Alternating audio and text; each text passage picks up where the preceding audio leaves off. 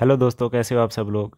जैसा कि आप लोग जानते ही हैं कि मैं अपने इस चैनल के ऊपर अलग अलग तरीके से कंपोस्ट बनाता रहता हूं, जिनमें से मेन है मेरी किचन वेस्ट कंपोस्ट, पत्तियों की खाद और गोबर खाद।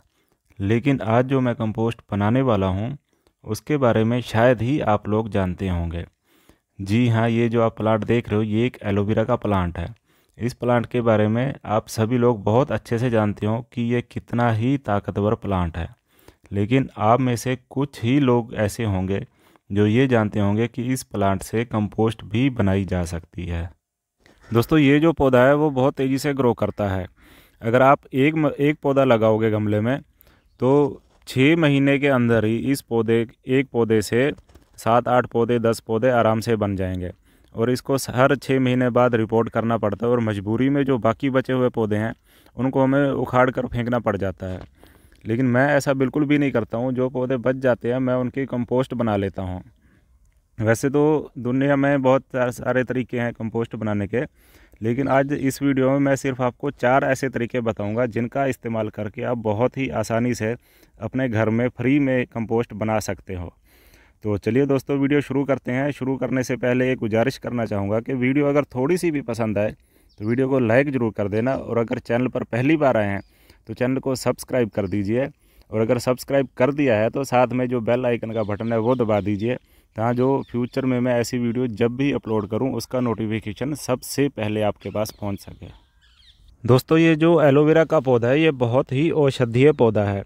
इसका इस्तेमाल कई तरह की दवाइयाँ बनाने में किया गया है, और आयुर्वेद में इसको अमृत का दर्जा तक दिया गया है।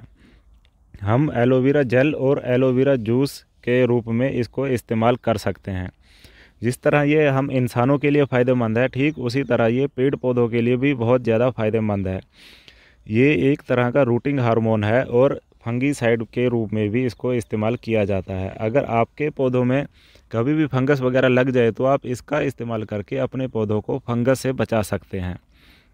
तो खाद बनाने के लिए हमें हमें ज़रूरत पड़ेगी एलोवेरा की पत्तियों की। आप अपनी ज़रूरत के हिसाब से 2-4, या आपके पास ज़्यादा है तो आप ज़्यादा भी पत्तियां ले सकते हैं। हमें एलोवेरा की मोटी मोटी पत्तियां ले करके उनको ऐसे, जैसे ये मैं काट रहा हूँ, ऐसे छोटे छोटे टुकड़ों में काट लेना है। एलोवेरा के छोटे छोटे पीस में पहले से ही काट के तैयार कर रहा हूँ। और चलिए अब कंपोस्ट के पहले तरीके की तरफ बढ़ते हैं। पहला तरीका ये है कि हम कोई नया पौधा लेकर के आए हैं, या फिर किसी पुराने पौधे को हम रिपोर्ट कर रहे हैं। तो कई बार हमारे साथ ऐसी घटना हो जाती है कि पौधे को रिपोर्ट करना भी ज़रूरी हो जाता है, और हमारे पास एंड टाइम पर कंपोस्ट भी अवेलेबल नहीं होती। तो उस समय आपको घबराने की कोई ज़रूरत नहीं होगी। ऐसे 7-8 एलोवेरा के छोटे छोटे क्यूब लीजिए और मिट्टी में मिक्स कर दीजिए। मिट्टी में मिक्स करने के बाद आप नॉर्मली जिस तरह से पौधा लगाते हैं उसी तरह से आप पौधा मिट्टी में लगा दीजिए। जैसे जैसे आपका पौधा बड़ा होगा तो ये पत्तियां जूस छोड़ना शुरू कर देगी, और इन्हीं पत्तियों के जूस से जो आपका पौधा है वो खुराक लेना स्टार्ट कर देगा, और बहुत ही तेज़ी से ग्रो करेगा। आप एक बार ये तरीका इस्तेमाल करके देखिए, आपको बहुत ही फ़ायदा मिलेगा। आप एक बार ये तरीका ज़रूर इस्तेमाल करिएगा। तो चलिए अब कंपोस्ट बनाने के दूसरे तरीके की तरफ बढ़ते हैं। दूसरा तरीका हमारा है लिक्विड फर्टिलाइज़र। हम एलोवेरा से लिक्विड फर्टिलाइज़र भी बना सकते हैं। वो किस तरह मैं आपको बताता हूँ। मान लीजिए आपने अपने पौधों में खाद भी दे दी है और पौधा रिपोर्ट करके लगा भी दी है, लेकिन बीच में आपको जब खाद देने की ज़रूरत पड़ेगी तो आप लिक्विड फर्टिलाइज़र ऐसे बनाएंगे कि 1 लीटर पानी में 7-8 यानी 100 ग्राम के आसपास आप एलोवेरा की पत्तियों के छोटे छोटे टुकड़े करके काट दीजिए, और पत्तियां पानी में मिक्स करने के बाद आप इनको हाथों से क्रश कर दीजिए। और क्रश करने के बाद आप इसको 3 दिन किसी छायादार जगह में ढक के रख दीजिए। 3 दिनों बाद जो आपका ये पानी है, ये लिक्विड फर्टिलाइज़र, ये गाढ़े गाढ़े फॉर्म में हो जाएगा, और आपका फर्टिलाइज़र बन के तैयार है। आपको इस्तेमाल कैसे करना है, ये जो 1 लीटर पानी है इसमें 1 लीटर और सादा पानी मिला दीजिए, और अपने गमलों के हिसाब से आप थोड़ा थोड़ा करके सभी पौधों में दे दीजिए। तो आपके पौधों की ग्रोथ बहुत ही ज़्यादा फास्ट हो जाएगी। ये था हमारा दूसरा तरीका। चलिए अब देखते हैं कंपोस्ट बनाने का तीसरा तरीका कौन सा है। मान लीजिए आपने अपने पौधों में खाद भी दे दी है, और आपने लिक्विड फर्टिलाइज़र बना के भी अपने पौधों में दे दिया है। इतना सब करने के बावजूद भी आपके पास बहुत सारी पत्तियां अभी भी बची हुई है। तो आपको करना क्या है कि आपके पास कोई भी कंपोस्ट पड़ी है जो आप अपने गार्डन में यूज़ करते हो, चाहे वो वर्मी कंपोस्ट हो या गोबर की खाद हो या पत्तियों की खाद, कोई भी कंपोस्ट हो, आपने एलोवेरा की पत्तियों के छोटे छोटे टुकड़े कर लेने हैं और अपने कंपोस्ट में मिक्स करके रख देने हैं। तो आपकी कंपोस्ट की ताकत इतनी बढ़ जाएगी कि आप यकीन नहीं करोगे। फिर चाहे आपकी कंपोस्ट 6 महीने पड़ी रहे, चाहे 1 साल पड़ी रहे, उसकी ताकत बिल्कुल भी कम नहीं होगी। आप जब चाहे उसको यूज़ कर सकते हैं। ये तीसरा तरीका मुझे बहुत ही बढ़िया लगता है, मैं इस तरीके का इस्तेमाल अक्सर करता रहता हूँ।